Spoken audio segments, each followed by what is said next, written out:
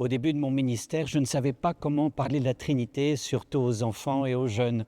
Sur les conseils de bons paroissiens, je suis allé rendre visite à Marguerite Oppenau, fondatrice du mouvement Sève. À l'époque, elle était d'un certain âge, un visage magnifique. Elle habitait une petite maison dans l'île de Noirmoutier. Je me rappelle, c'était un jour de grand vent au mois de novembre. Quand j'entrais dans la grande pièce de sa petite maison, elle se tenait assise derrière une table de salle à manger immense avec des livres et des papiers épars sur la table. Intimidé, je me présentai devant elle et lui fis ma requête. « S'il vous plaît, Marguerite, vous qui écrivez des livres sur la foi, pouvez-vous m'apprendre à parler plus simplement de la Trinité ?» Alors Marguerite partit d'un grand rire et me dit « Mais mon père, allez ouvrir la fenêtre !»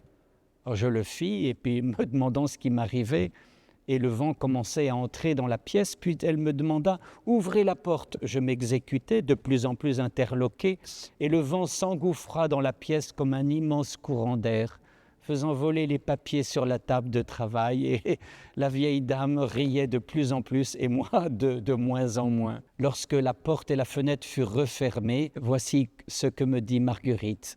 Vous voyez, Père, la fenêtre représente le cœur grand ouvert du Père. La porte ouverte représente le cœur du Fils qui est entré chez nous. Quant à l'Esprit, il est le souffle qui traverse la pièce.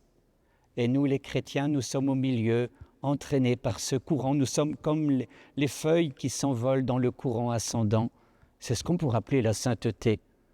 Nous pouvons aussi nous retirer du courant, c'est ce qu'on appelle le péché, la séparation d'avec Dieu.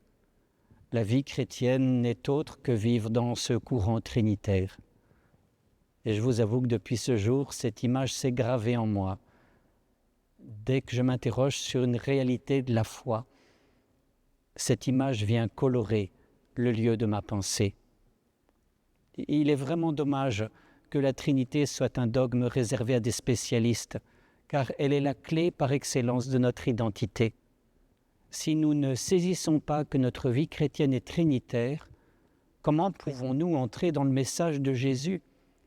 Si quand je parle de ma foi, je parle de Dieu le Père, non seulement de Jésus et de l'Esprit, c'est le signe que je suis sur le bon chemin.